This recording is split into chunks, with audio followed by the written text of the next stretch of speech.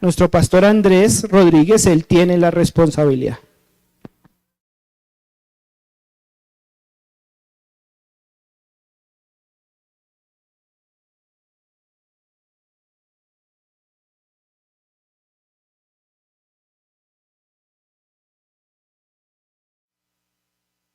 Días para todos. Qué bueno que nuestro Señor nos permite estar juntos, nos permite reunirnos para alabar y exaltar su santo nombre. ¿Hay gozo en su corazón en esta mañana? Amén, ¿cierto que sí? Y no solamente porque el Señor nos está dando hoy el gran privilegio de presentarnos delante de Él para exaltar su nombre, sino porque estamos en la época del año donde, bueno, aunque algunos lo toman por algo económico, otros por algo de paseo, en el caso de nosotros como creyentes, tomamos este tiempo como el tiempo en el que conmemoramos que el Dios glorioso, el Dios poderoso y ese Dios eterno se hizo hombre en la persona de nuestro Señor Jesucristo y vino a habitar en medio de un mundo pecador con el propósito de traer salvación a todo aquel que se arrepiente. Así que qué bueno, qué gozo y qué alegría en el Señor poder estar conmemorando eso también en esta mañana. Leímos hace un momento cuando empezamos este culto y que comenzamos a presentarlo delante de nuestro Señor, un texto que se encuentra en el libro de Apocalipsis. Ahora, algunos han dicho que leer Apocalipsis hace loca a una persona o la vuelve loca. ¿Eso pasó con nosotros? No, se leyó y todos seguimos igual de cuerdos, ¿cierto? En este momento. Y alguien diría, bueno, lo que pasa es que no se leyó completo. No importa, haga la prueba, léalo completo y va a seguir igual de cuerdo. Sin embargo, no tendremos en esta mañana el tiempo de poder leer todo el libro de Apocalipsis, pero sí tomamos una parte de él, del cual se basará entonces la predicación en esta mañana. Y quiero pedirle nuevamente que usted vaya a ese texto y que no lo pierda de vista. Apocalipsis capítulo 5.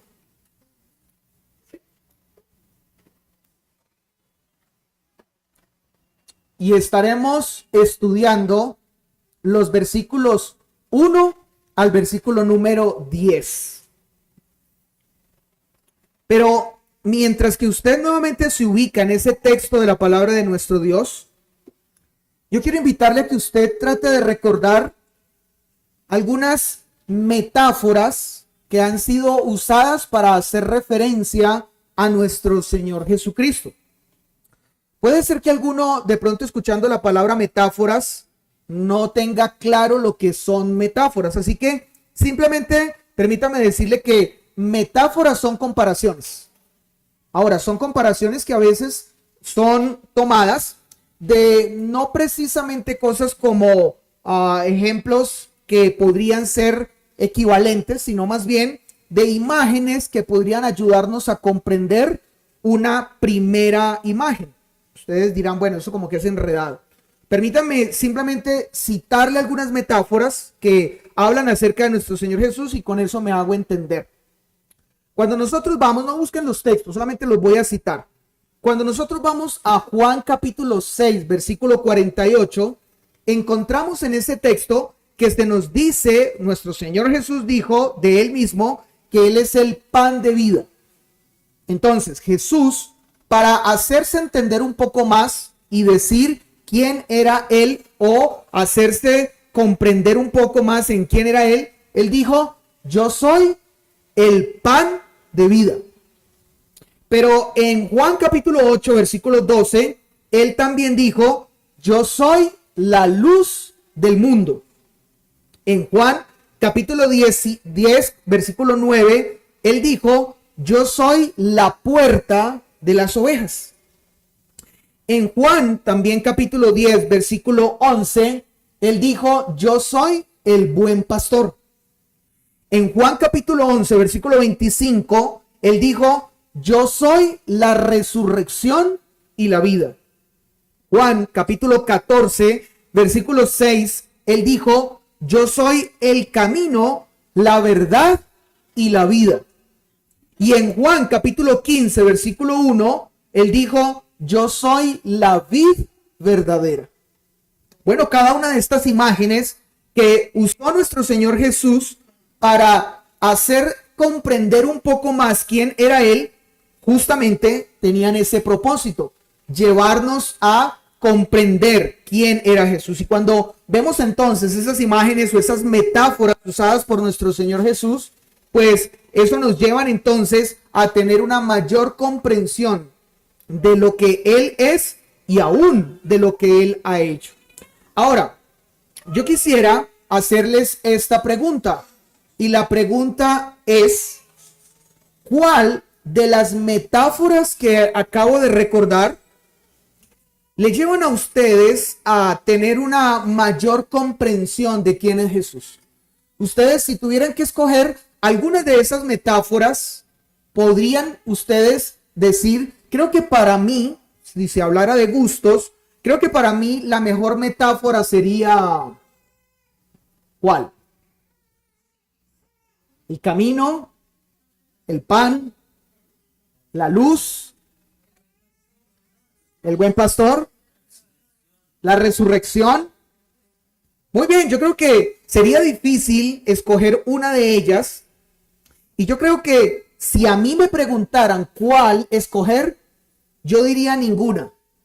Y no porque quiera decir con eso que ninguna de ellas sea una buena imagen de nuestro Señor Jesús. De hecho, Él mismo las usó para explicar quién era Él.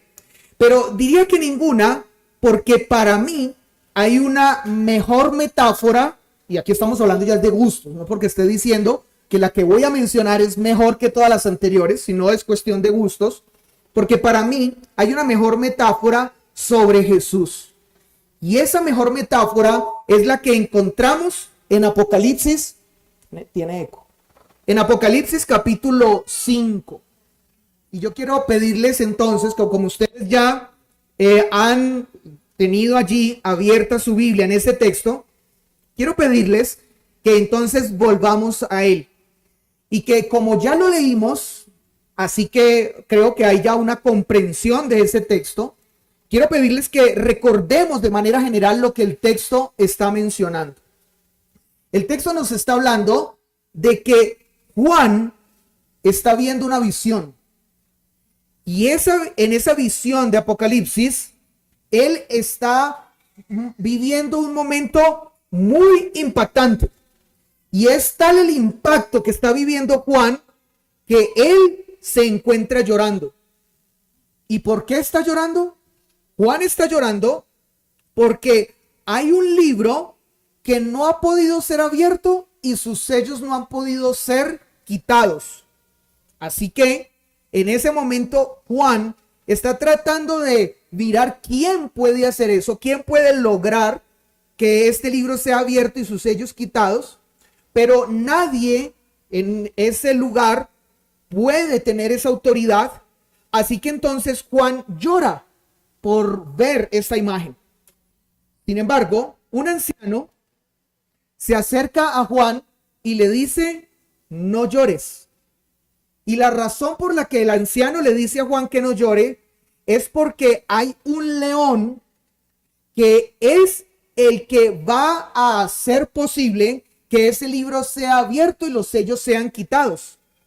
Cuando Juan escucha eso, él voltea a mirar y cuando él mira hacia donde entonces le ha sido hablado, él ve un cordero.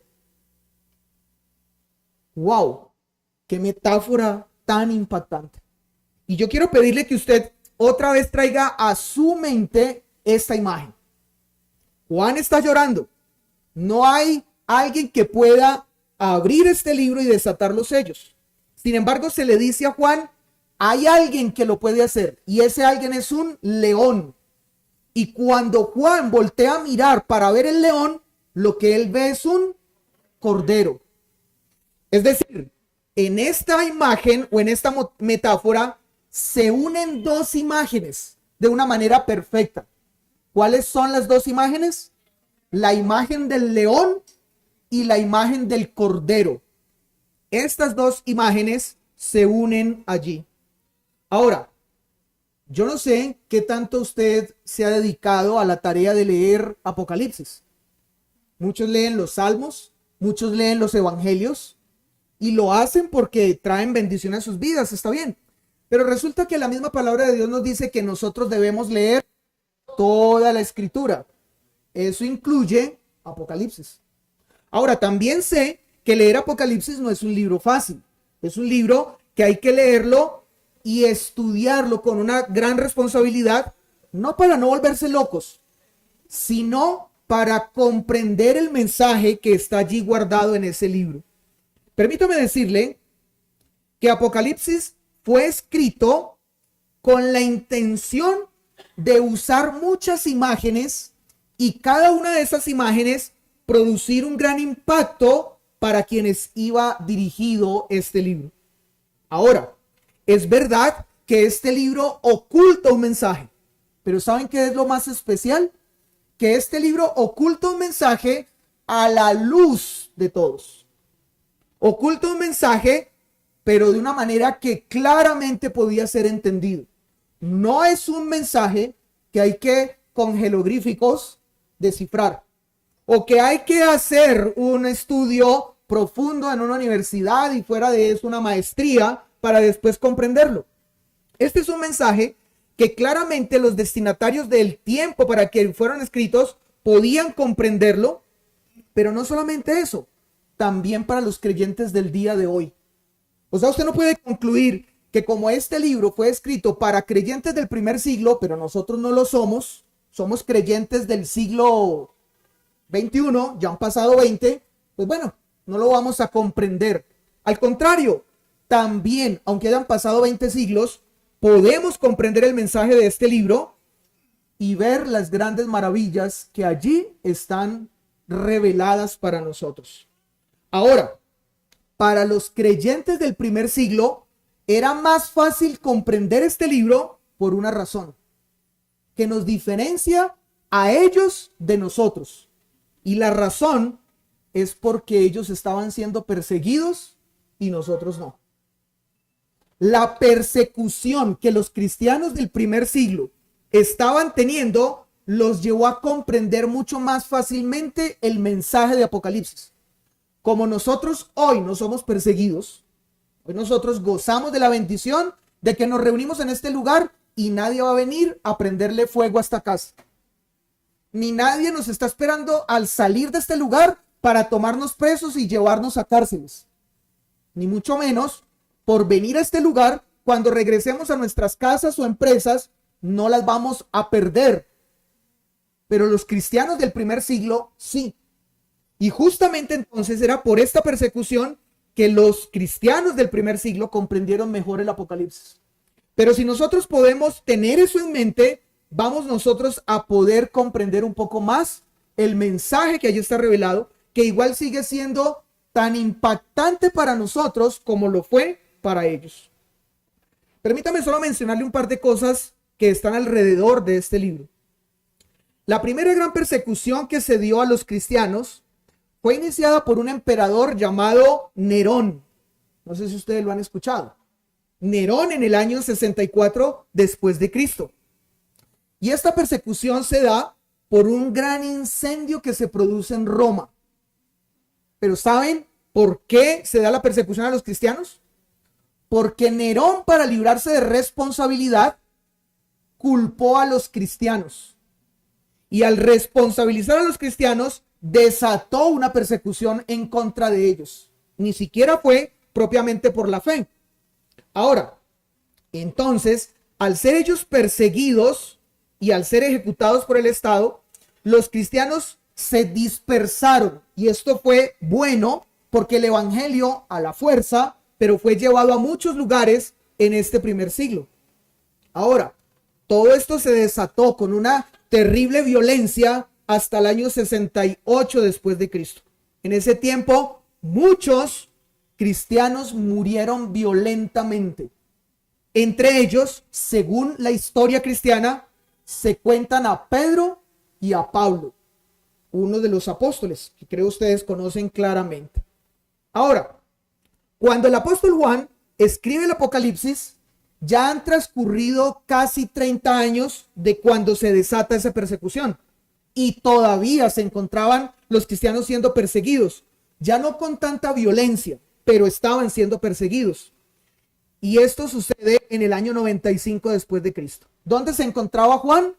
En una isla llamada Patmos. Él ya era anciano. Por causa de la persecución que también Juan vivió por ser cristianos, cuenta la tradición que Juan fue sumergido en una olla de aceite hirviendo para causar tortura en él. Y después de eso fue exiliado a esa isla de Patmos, donde él se encontraba totalmente solo. Estando allí es cuando él entonces recibe esa visión. Y con la visión, que es la que da la revelación del libro de Apocalipsis, se cierra el canon. O sea, fue el último libro escrito de la Biblia. Es decir, que entonces todas estas imágenes sorprendentes que aparecen en el libro de Apocalipsis no tienen otro propósito sino traer, y escuche esto es lo que sucede cuando nosotros leemos correctamente el Apocalipsis para recibir el mensaje de él como debe ser. El propósito de Apocalipsis es traer esperanza al pueblo cristiano. O sea, si usted en algún momento se encuentra en necesidad, en tribulación, si usted se encuentra enfermo, en una situación económica difícil, si usted está pasando por una situación familiar compleja, si usted está pasando por un problema grave en su vida, un libro recomendado para leer es Apocalipsis. Porque el libro de Apocalipsis tiene como propósito entonces traer esperanza para el cristiano. Ahora, volvemos. Eso no significa que Apocalipsis sea un libro fácil. Apocalipsis maneja imágenes que son necesarias comprenderlas para poder comprender su mensaje.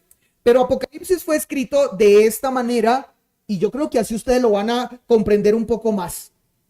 ¿Qué pensarían ustedes? Esto lo compartí hace un par de años que estaba enseñando justamente este libro. Compartí esta imagen. Yo creo que todavía es fácil recordar para muchos. Pero ¿qué pensarían ustedes si les dijera el tigre volvió a rugir?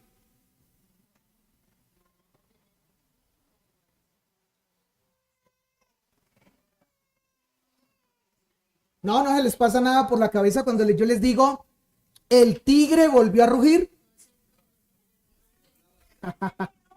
Bueno, escuchen ahora esto. Y si les dijera Falcao de nuevo metió un gol. ¿Sí es o no es? ¿Concuerda o no? Cuando Falcao, el goleador colombiano, que ya no está en la selección, bueno, en los últimos partidos, cuando él metía un gol, ¿qué se decía? El tigre volvió a rugir. Sino que para no decirlo de una manera que fuera ya tan común, sino que llamara la atención y especialmente fueran titulares en periódicos y noticieros, entonces la manera de llamar la atención era el tigre volvió a rugir. Pero hablemos de algo más actual. ¿Qué pensarían ustedes si yo les dijera el tiburón mordió fuerte? Muy bien. El tiburón mordió fuerte. Bueno, estamos hablando de 2-3 días. Resulta que salió un titular que fue de esta manera. El tiburón mordió fuerte. Para hacer referencia a Junior nuevamente es campeón. Solamente que no lo dijeron con las palabras, que de pronto serían más fáciles de entenderlas para todo el mundo. Pero si nosotros leemos eso en Barranquilla, díganme ustedes si lo entienden o no. Para ellos es claro, no necesita ninguna explicación si se les dice el tiburón mordió fuerte. Lo mismo es Apocalipsis. Apocalipsis tiene imágenes que hay que comprenderlas, pero que todo cristiano cuando comienza a estudiarlas dice, este mensaje está muy sencillo, este mensaje es muy claro, solamente que está escondido a la luz de todo el mundo, con esos dos ejemplos que les acabo de mencionar. Eso entonces exige para cada cristiano una profundidad y un querer conocer el mensaje que está allí. Pero eso de que leer Apocalipsis nos hace locos es mentira. Eso de que leer Apocalipsis es para aquellos que tienen ya un alto conocimiento de la palabra de Dios no es verdad. Apocalipsis es un libro que si usted quiere crecer en la esperanza y quiere crecer en la fe, usted debe leer ese libro. Ahora, de una forma magistral, en Apocalipsis 5 se conjugan entonces dos imágenes que tienen que traer a nuestra mente y a nuestro corazón un gran impacto. Y ya mencioné cuáles son esas dos imágenes. De hecho, en la misma imagen que se está usando para hablar de cuál sería el título de la predicación en esta mañana, están plasmadas esas dos imágenes. ¿Cuáles son? El león y el cordero. Y es complicado. Si tratamos de colocar esas dos imágenes en nuestra cabeza, no va a ser fácil nosotros poder como pensar que las dos, y aquí hablemos de animales, pudieran estar en una misma. Un león no es un cordero y un cordero no es un león. ¿A usted un león le dan ganas de acariciarlo? Sí, yo creo que a algunos sí. A unos animalistas les gustaría. Ahora, ¿lo acariciarían? También algunos lo harían, pero se quedarían sin una mano o se quedarían de pronto sin la cabeza. Ahora, una oveja, ¿dan ganas de acariciar? ¿Y la acariciarían? Y si la acarician, ¿qué pasa?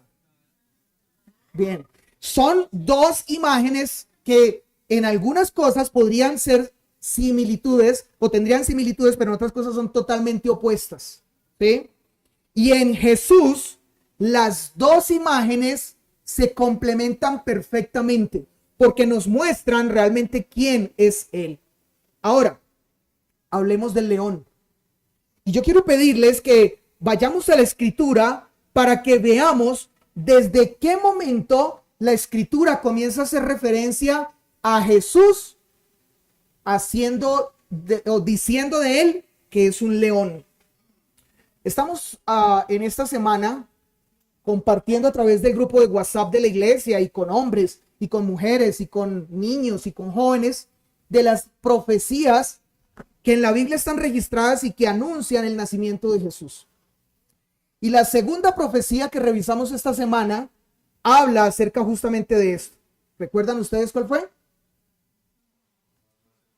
La de Génesis capítulo 49. Génesis capítulo 49 versículos 8 al 10. Y quiero que usted tenga presente lo que está pasando allí alrededor de este texto. Resulta que Jacob, aquel hombre del que nacen 12 hijos, y de esos 12 hijos se forman las 12 tribus de Israel, cuando ya él está viejo y casi para morir, él comienza a bendecir a sus hijos, que era una costumbre de ese tiempo. Y llega a su cuarto hijo, Judá. Y cuando lo bendice, le da una bendición que al mismo tiempo es una profecía de lo que sucedería con él y su descendencia. Escuchen lo que le dice, versículo 8. Judá, te levantarán tus hermanos. Te alabarán tus hermanos. Tu mano en la cerviz de tus enemigos. Los hijos de tu padre se inclinarán a ti. Cachorro de león, Judá, de la presa subiste, hijo mío. Se encorvó, se echó como león, así como león viejo. ¿Quién lo despertará? Y hasta ahí estaba hablando de Judá y de esas capacidades o cualidades que habían en ese hijo llamado Judá. Pero versículo 10. No será quitado el cetro de Judá, ni el legislador entre sus pies, hasta que venga Silo. Lo que está queriendo decir Jacob a su hijo Judá es que de él, de Judá, vendría un rey. Y no era lógico porque Judá no era el mayor. Eso debió haber sucedido con el mayor, que es el que llevaba la bendición. Pero Judá no era el mayor. Y lo que le está diciendo Jacob proféticamente, lo está bendiciendo, pero al mismo tiempo está planteando una profecía. Y le está diciendo, de ti vendrá un rey. Por eso dice, no será quitado el cetro de Judá.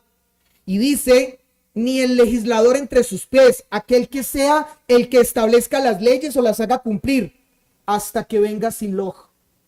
Y yo sé que Siloj no es una palabra que sea fácil de entender para nosotros hoy, pero Siloj lo que significa es el hombre cuyo derecho es, o más bien digámoslo de esta manera, el verdadero rey. Entonces, Jacob le está diciendo a Judá, de ti vendrá un verdadero rey. Y ese verdadero rey es el que permanecerá para siempre. Y termina diciendo la bendición de Jacob, y a él se congregarán los pueblos. Entonces, es de esta profecía, bendición, profecía que le da Jacob a su hijo Judá, que se toma el nombre que yo sé que ustedes han escuchado en muchos momentos. ¿Cómo se le llama a Jesús? Jesús es el león de la tribu de Judá. Y a Jesús se le aplica este nombre por esta bendición, profecía de Jacob a su hijo, Judá. Y desde allí entonces a Jesús se le reconoce como un león. Ahora, no solo esto. Veamos ahora lo que también la escritura habla con respecto al cordero. Hay muchos textos que nosotros podríamos usar para esto, pero yo quiero pedirle que usted por un momento piense en uno de los textos más especiales en el Antiguo Testamento que nos hablan del cordero. Y ese texto es Isaías capítulo 53, versículo 7.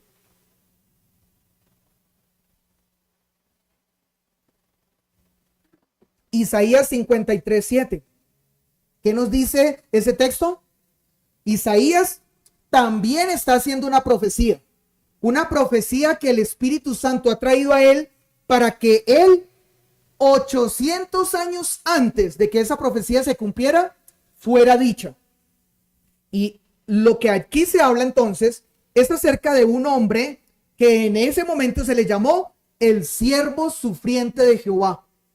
¿Y qué dice del siervo sufriente de Jehová? Esta creo que ustedes la conocen y lo vamos a estudiar esta semana en las profecías. Dice el versículo 7. Angustiado él y afligido, no abrió su boca. Como cordero fue llevado al matadero. Y como oveja delante de sus trasquiladores, enmudeció y no abrió su boca. ¿De quién se está hablando? Del siervo sufriente de Jehová, que en este texto se dice que como cordero, pero ese como cordero comenzó entonces a ser aplicado a alguien que nosotros sabemos que en él se cumplen estas palabras. ¿Quién? Jesús. Jesús es entonces el que es el rey del que nunca pasaría en la descendencia de Judá, pero es el mismo cordero que es anunciado en este texto de Isaías. Y yo quiero pedirle entonces, veamos esas dos imágenes, cómo nosotros podríamos hacer que se complementen la una a la otra. El león es entonces un anuncio o es una representación de reyes, de poder, de autoridad, de fuerza, de justicia. Pero el cordero es una imagen o un anuncio de inocencia, pureza, de sacrificio, ofrenda, perdón de pecados. Son cosas totalmente opuestas. Pero cuando nosotros vemos que tanto el león como el cordero apuntan a Jesús, comprendemos que en él las dos cosas se cumplen perfectamente. En nadie más. ¿Quién es el rey? Jesús. ¿Quién tiene todo el poder? Jesús. ¿Y la autoridad? ¿Y la fuerza? ¿Y la justicia? Jesús. ¿Y quién es el inocente? ¿El puro? ¿El que se sacrificó? ¿Que se entregó como una ofrenda? ¿Que perdonó pecados? Jesús.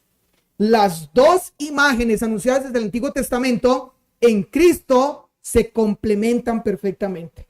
Ahora, teniendo esto presente y habiendo explicado esto que desde la antigüedad ha sido anunciado, volvamos al texto de Apocalipsis, porque ustedes estarán preguntándose allí, bueno, ¿y Apocalipsis qué? Lo leímos y ¿no será que uno sí se vuelve loco cuando lo lee? Apocalipsis capítulo 5, versículos 1 al 10.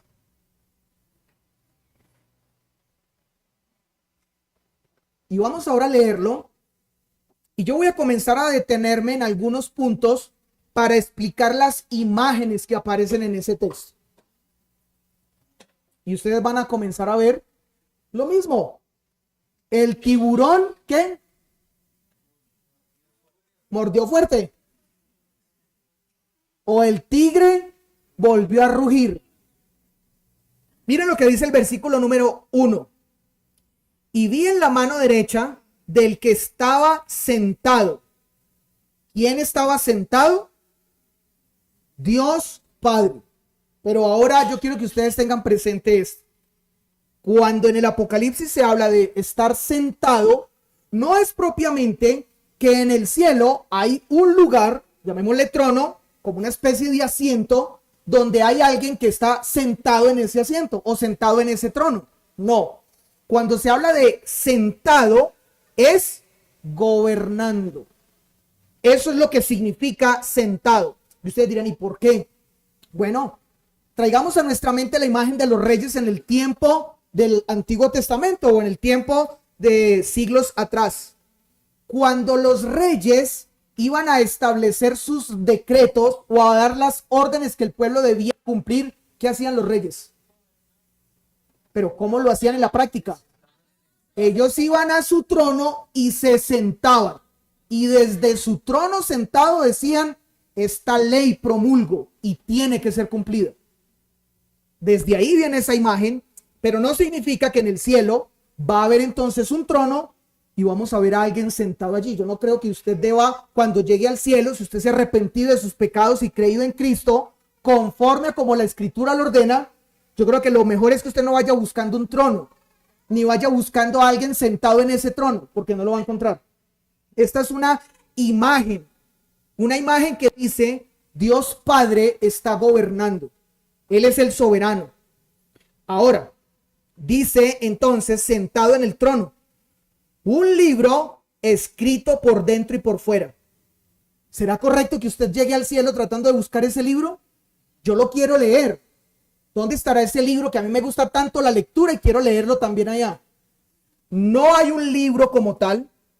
Ese libro del cual se habla aquí en este texto es algo que simboliza los decretos de Dios. La palabra de Dios nos ha dicho que desde antes de la fundación de los tiempos, Dios determinó todo lo que debía suceder. Dios no se asombra con nada que sucede hoy. Dios todo lo ha determinado y todo obedece según a la voluntad establecida desde antes de la fundación de los tiempos. A ese decreto de Dios establecido desde antes de la fundación de los tiempos es a lo que se le hace referencia en este libro cuando dice que había un libro escrito por dentro y por fuera. Pero ese libro estaba sellado con 7 sellos. Lo que eso significa es que esos decretos de Dios que habían sido establecidos debían ser cumplidos, pero no estaban pudiendo ser ejecutados. Algo no estaba haciendo posible o no estaba permitiendo que esos decretos de Dios fueran cumplidos, ejecutados. Ahora, esta imagen de los sellos viene de cuando los reyes establecían sus leyes. ¿Cómo los reyes establecían sus leyes? Escribían un documento, lo enrollaban y ellos tenían un anillo. Y ese anillo con una cera lo ponían, la cera la ponían sobre el documento que ellos escribían y lo sellaban con el sello. Y nadie podía levantar ese sello hasta que no llegara a quienes él lo enviaran. Ahora, nos dice aquí la imagen que este libro no tenía un sello, sino 7. Significando entonces que el que no se pudiera cumplir estos decretos de Dios era algo sumamente importante o era algo que había que poner mucha atención, y de hecho Juan está colocando mucha atención en esto y por eso a él le preocupa porque definitivamente no hay manera de que eso que Dios había establecido se cumpliera. Ahora, resulta que dice el versículo número 2, y vi a un ángel fuerte. Ustedes dirán, ¿un ángel fuerte? ¿Y eso qué es? Un ángel fuerte podría ser concluido en que él o Juan estaba viendo a un arcángel. Nosotros sabemos, y la Biblia así nos lo ha dicho, eso no significa que la angelología sea verdad, pero la Biblia nos ha dicho que en el cielo hay ángeles y que dentro de esos ángeles hay diferentes responsabilidades. Por ejemplo, hay un ángel que es el encargado de comunicar el mensaje de Dios. ¿Quién? El ángel Gabriel. Pero también hay un ángel que es el ángel de la guerra, Miguel. Bien, posiblemente aquí se está haciendo referencia a uno de esos ángeles que tenía una mayor responsabilidad y que estaba junto al que está sentado en el trono. Y dice que pregonaba a gran voz: ¿quién es digno de abrir el libro y de desatar los sellos? Recuerden, era muy importante y necesario que esos decretos de Dios se cumplieran, pero no había manera, nadie había logrado que esos decretos de Dios se cumplieran, y era algo que estaba muy guardado, muy resguardado, y por eso entonces sigue diciendo el texto. Y ninguno, ni en el cielo, ni en la tierra, ni debajo de la tierra, estoy leyendo el versículo 3, podía abrir el libro, ni aún mirarlo. Y lloraba yo mucho, dice Juan, porque no se había hallado a ninguno digno de abrir el libro, ni de leerlo, ni de mirarlo. Ustedes han, creo, visto películas de la mitología. Por ejemplo, una de ellas, creo yo, es muy común, la del Rey Arturo. Y creo que ustedes han visto que en esa película mitológica, en algún sentido, del Rey Arturo, se enterró una espada en una piedra. ¿Y quién era el que podía sacar esa espada? ¿Cualquiera? Solo el elegido, solo el indicado. Muchos intentaron, pero cuando llegó Arturo, él la sacó sin problema, cuando otros lo habían intentado hacer y no lo habían logrado. Bueno, Juan está viendo algo que entre comillas podríamos decir es algo similar, pero resulta que al ver él, algunos que en algún momento se creería que pudieran haber abierto ese libro y desatar los sellos, la conclusión al final es: ninguno de ellos lo podía hacer. Ninguno de ellos era digno de abrir ese libro. Así que entonces, y dice aún el texto, aclara mucho más, ni de mirarlo. Lo que eso está queriendo decir es que entonces esos decretos de Dios en un sentido estaban quedando allí como en pausa y no se podían cumplir. Pero versículo 5. Y uno de los ancianos, usted dirá, venga, ¿en el cielo hay ancianos? O sea que cuando se vaya al cielo vamos a estar viejitos, con barba, arrugados, encorvados, andando cojos, porque el texto dice ancianos. Bien, esta no es una alusión a ese tipo de personas. Y uno de los ancianos, y a lo que esto hace referencia, es a hombres de Dios que nos han antecedido en la fe. Pregunta, ¿dónde está Moisés ahora? ¿Dónde está Elías ahora? Bueno, la Iglesia Católica dice que en el limbo, o en el purgatorio, o los testigos de Jehová o los adventistas dicen que están en un sueño profundo, pero la Escritura dice que ellos están en este momento en el cielo y ellos están en la presencia de Dios. Eso fue lo que dijo Jesús. Jesús, haciendo referencia al lugar donde se encontraban Moisés y Elías, dijo que Dios es Dios de vivos y no de muertos. Y lo que eso significa era que ellos estaban con Dios en ese lugar donde Dios está. Así que los ancianos es una alusión a hombres que nos han antecedido en la fe, pero hombres de obediencia y de sometimiento al Señor, donde no todos son nombrados por la Escritura, donde no todos adquirieron un protagonismo. Hay muchos profetas del Antiguo Testamento que no son mencionados o no se habla ampliamente de ellos y solo se menciona el nombre. Sin embargo, ellos son algunos de esos ancianos. Pero uno de esos ancianos, el texto no dice quién, uno de ellos me dijo: no llores. He aquí que el león de la tribu de Judá, ya habiendo dicho quién es él, entonces concluimos que ese león es Jesús.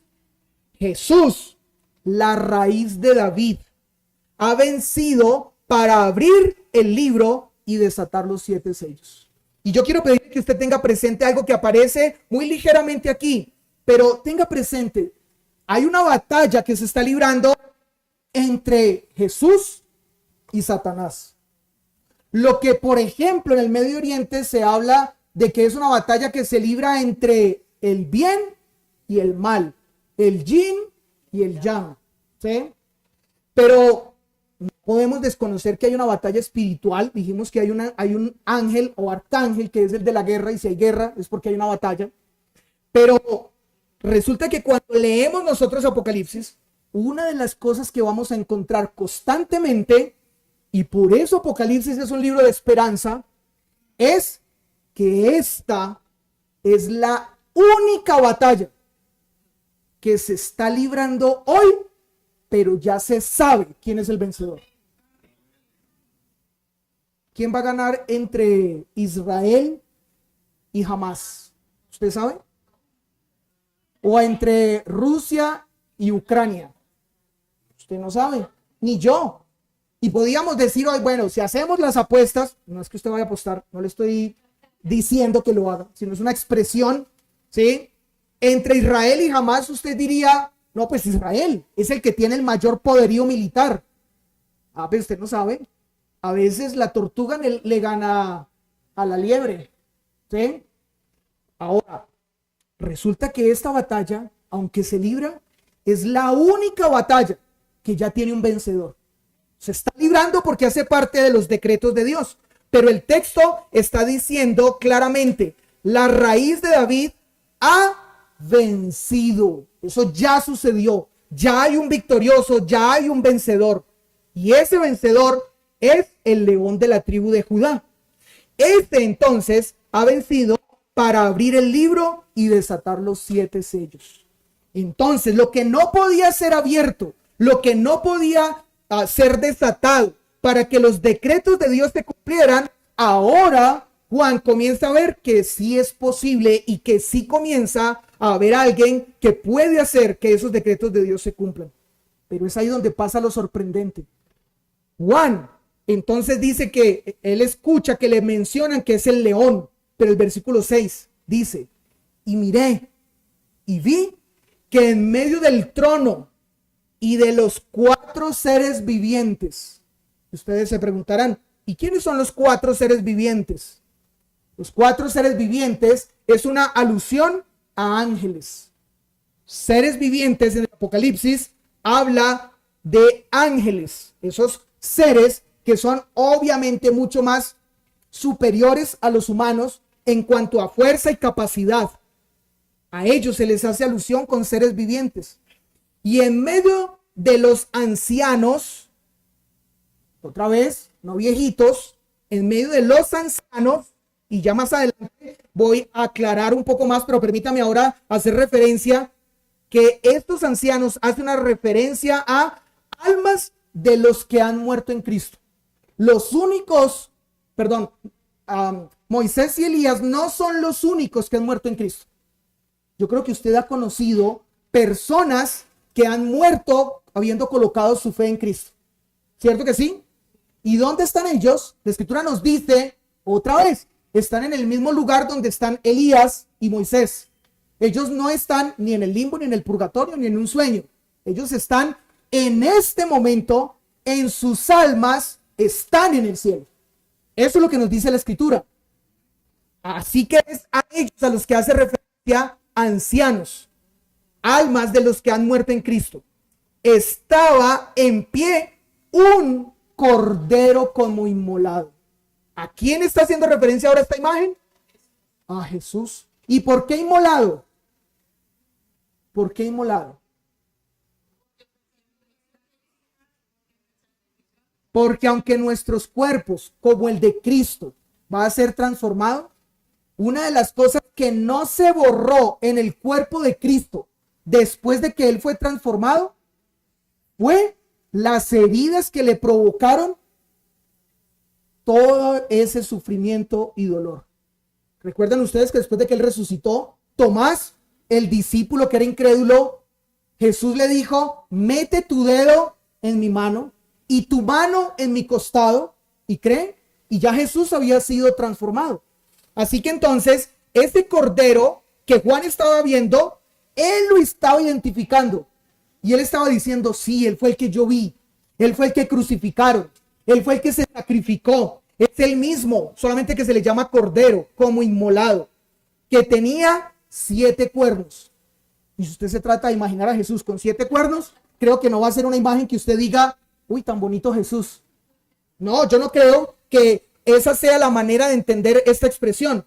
Cuernos en el Apocalipsis significa poder y el número 7 significa perfección. Entonces, este cordero inmolado tenía un poder perfecto. Ya se le había dado el poder perfecto para gobernar. Y tenía 7 ojos. Otra vez, 7 ojos. Si yo veo a Jesús con 7 ojos, me asusto.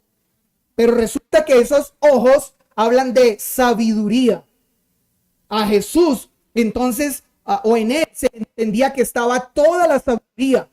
Y sigue diciendo el texto, los cuales son los 7 espíritus de Dios. Regálame un momento. Los cuales son los 7 espíritus de Dios enviados por toda la tierra. Y esto es una referencia al Espíritu Santo. ¿Ustedes creen que Dios todo lo sabe? ¿Y por qué Dios todo lo sabe y todo lo conoce? Porque su Espíritu Santo está en todas partes.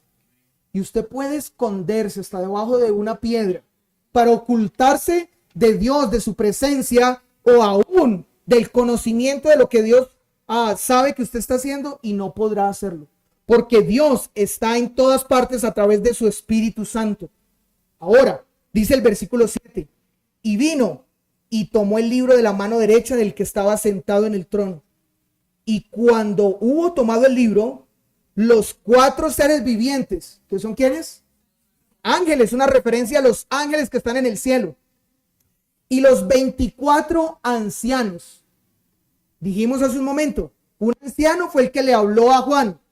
Después, unos ancianos eran los que estaban allá en el lugar de la presencia de Dios. Pero ahora se nos habla de 24 ancianos.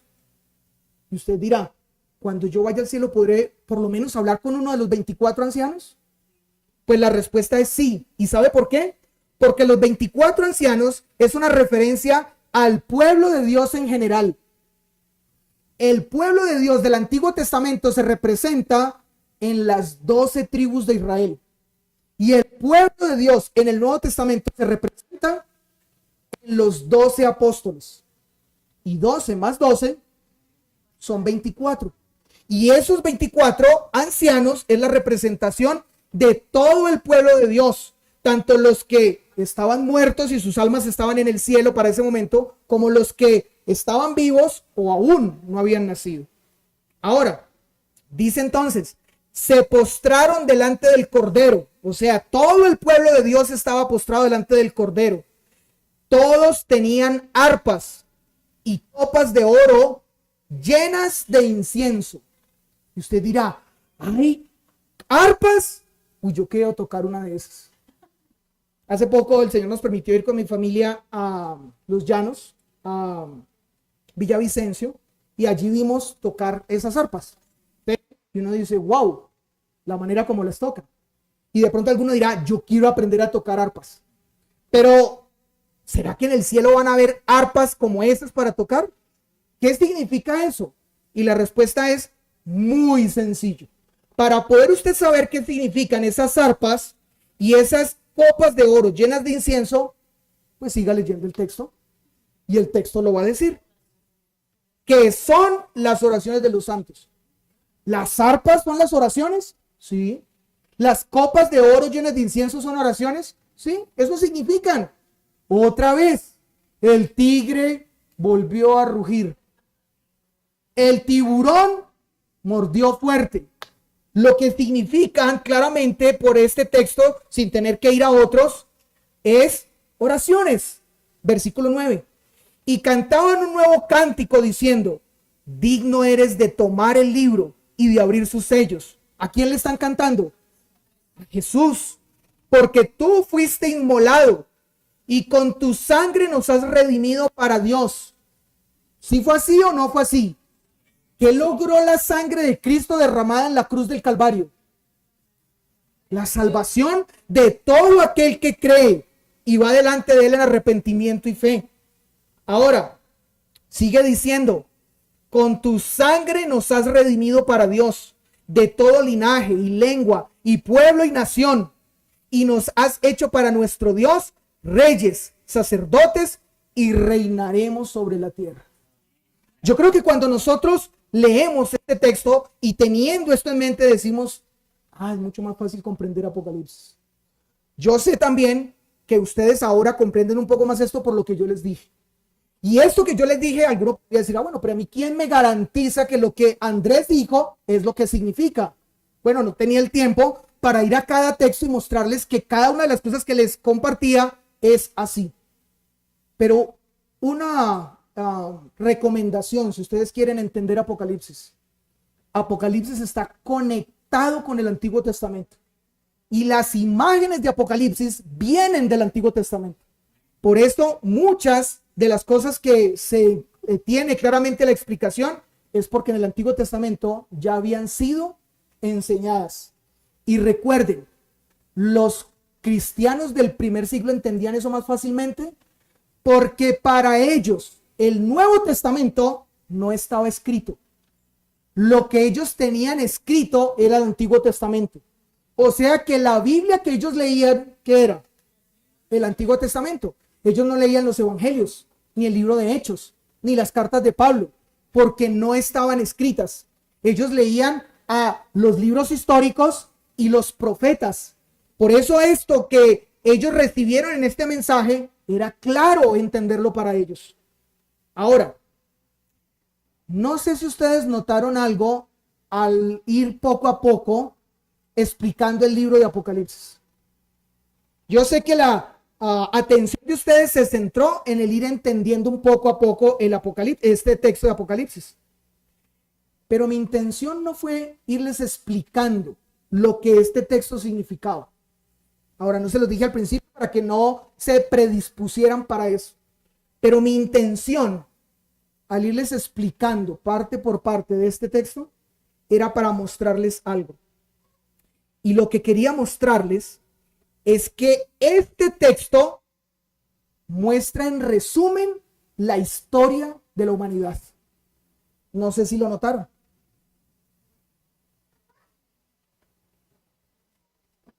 Este texto muestra en resumen la historia de la humanidad. Desde el principio de los tiempos hasta el final de los tiempos. Desde lo que en la teología, algunos ya han escuchado, se llama la eternidad pasada y la eternidad futura. O también lo que en otros momentos se ha enseñado con el siglo presente y el siglo venidero. Pero Apocalipsis 5, versículo 1 al 10, habla o muestra la realidad desde el principio del tiempo hasta el final del tiempo. Desde el inicio hasta el fin, desde un extremo hasta el otro. Eso muestra Apocalipsis 5, versículo 1 al 10.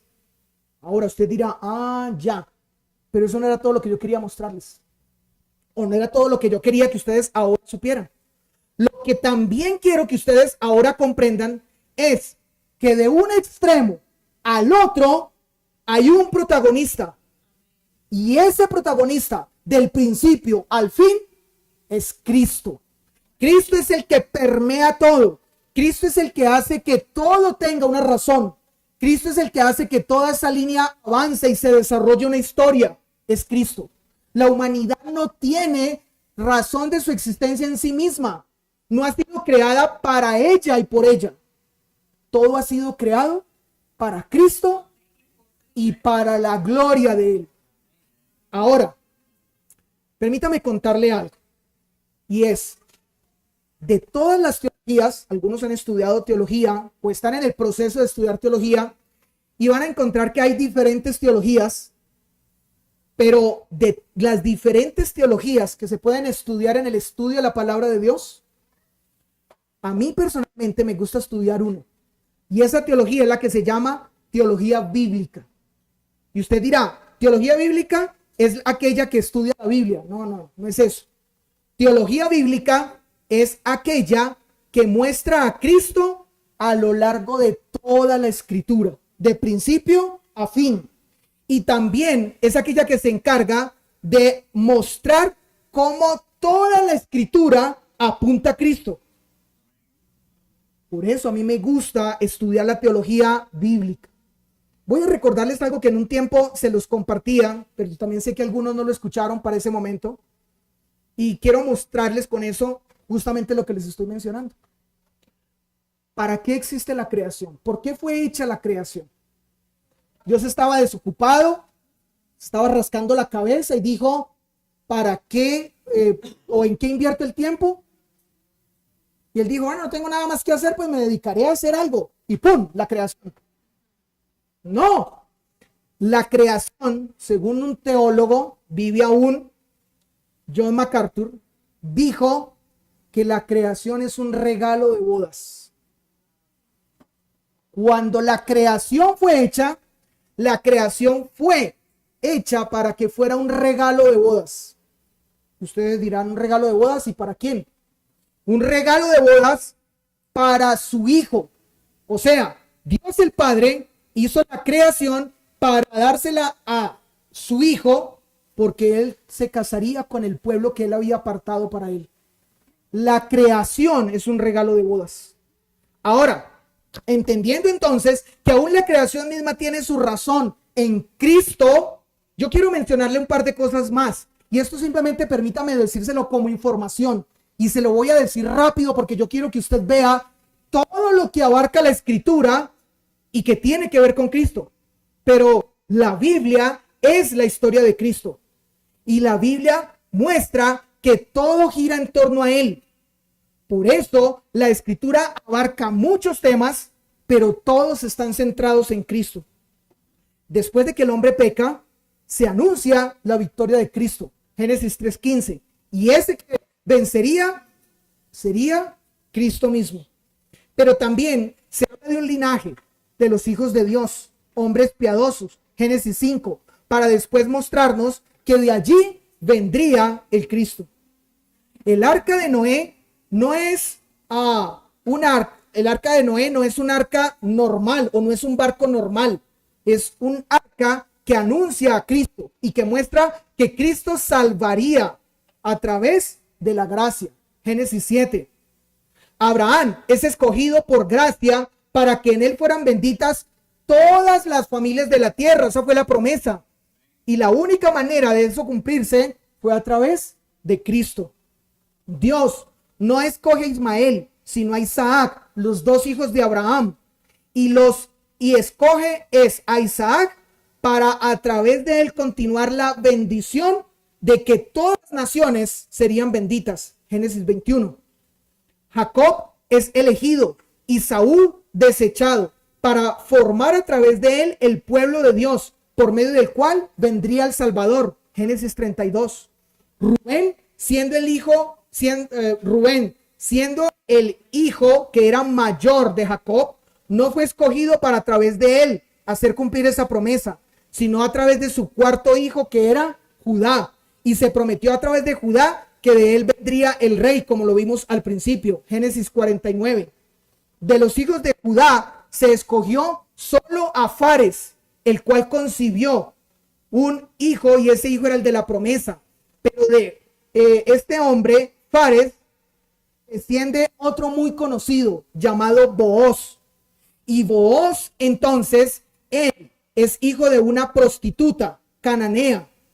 Y de esa prostituta cananea, entonces, viene otro que fue muy conocido, Obed. Y este Obed es el abuelo del gran rey David. Y todo entonces para mostrar que la salvación podía ser posible para cualquier persona. Y esa salvación solo sería posible entonces en ese descendiente de Obed, que ahora era el abuelo de David, y que David como rey era un tipo de Cristo. Primera de Samuel 16. Ahora, de David viene la dinastía de los reyes. Y esta dinastía de reyes, aunque ellos hicieron lo malo, hubo uno que también era un tipo de Cristo, Salomón, por su sabiduría. Y de este Salomón, Jesús mismo dijo que en el tiempo de él había uno más grande que Salomón. ¿Quién era? Él mismo. Primero de Reyes 3. Después de que este pueblo fue llevado entonces al exilio por causa de que sus reyes fueron reyes desobedientes e idólatras, regresando del exilio, se retoma la historia con un sacerdote llamado Zorobabel. Y ese sacerdote viene del linaje de Salomón. Y a través de él se continúa la promesa del Mesías. Y eso es lo que nos cuentan los libros de Esdras y Nehemías. En el tiempo en que los judíos se encontraban bajo el yugo, años después de los romanos, resulta que Dios usa a otro hombre muy desconocido llamado Jacob. Pero ya no el Jacob, hijo de Isaí o papá de Esaú hermano de Esaú y papá de los hombres que dieron el origen a las 12 tribus, sino Jacob, el papá de José. José, el papá terrenal de Jesús. Toda la historia del Antiguo Testamento, y mencioné cosas muy por encima, pero toda la historia del Antiguo Testamento está siendo dirigida para llegar y concluir en un solo hombre. ¿Quién es ese hombre? Jesús.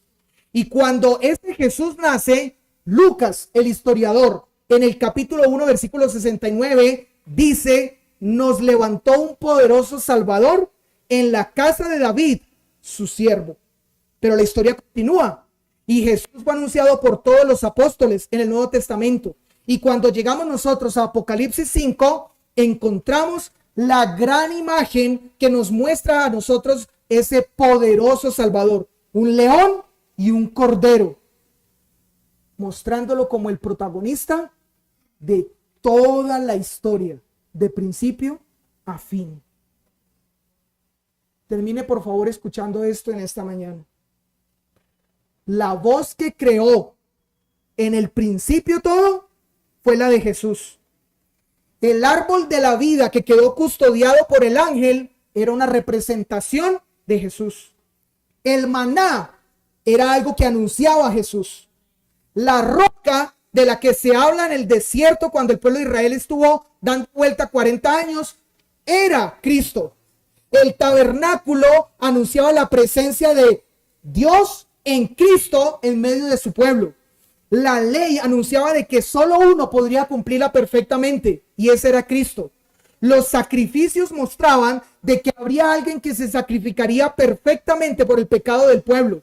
El templo era aquello que mostraba que ese era el lugar donde se podía dar adoración que el Dios aceptaba correctamente. Y Jesús es el único que puede hacer que nuestra adoración llegue correctamente delante de Dios. El ángel de Jehová es Jesús en el Antiguo Testamento. El príncipe del ejército de Jehová es Jesús en el Antiguo Testamento. El Salmo 1 es una descripción de Jesús. El Salmo 23, que habla del buen pastor, habla de Jesús. El pueblo de Israel es Jesús en el Nuevo Testamento. Y el segundo Adán también es Jesús. Versículo 5, capítulo 5 de Apocalipsis. Y uno de los ancianos me dijo: no llores. He aquí que el león de la tribu de Judá, la raíz de David, ha venido para abrir el libro y desatar sus 7 sellos. Ahora estos decretos de Dios podían ser cumplidos. Y miré, y vi que en medio del trono y de los 4 seres vivientes y en medio de los ancianos estaba uno en pie, un cordero como inmolado, que tenía 7 cuernos y 7 ojos, los cuales son los 7 espíritus de Dios enviados por toda la tierra. Gloria y honra sean dadas a nuestro Señor Jesús, porque Él es la razón de todo, por los siglos de los siglos. Oremos. Padre Celestial, Señor, conocer tu palabra trae esperanza a nuestra vida. Este mundo vive sin esperanza, aunque cree que la tiene, pero su esperanza está en tener salud, o en tener riquezas, o en tener unas posesiones, o una profesión, o una vida medianamente aceptable. Pero todas esas cosas se pierden, todas esas cosas se acaban. Y la pregunta ahora es, ¿y cuando esas cosas se acaben? Cuando ya no haya salud, o no se tenga riqueza, o no se tengan posesiones, o no se tenga una profesión, o no se tengan las cosas que este mundo ofrece, estas personas serán las más desdichadas de toda la humanidad. Pero aquellos a los que tú nos has llevado a creer en ti y a ver a Jesús como la razón, a ver a Jesús como el centro, a ver a Jesús como aquel que hila todo desde el principio hasta el final, a ver a Jesús como la razón de toda la existencia, Señor, es lo que da esperanza a nosotros, porque eso significa que entonces ha sido Él el que ha hecho posible que los planes, decretos, los preceptos, las órdenes y lo establecido por el Padre se cumplirá. Y dentro de esas cosas está la salvación de los que tú has llamado a arrepentimiento y fe, aquellos que tú has escogido, Señor, para estar allí junto con ese Dios glorioso que gobierna por todas las edades y por la eternidad. Gracias, buen Señor, entonces, porque no estamos detrás, Señor, de simplemente palabras huecas y vacías, sino son palabras, Señor, que llenan de gozo y de esperanza a nuestro corazón.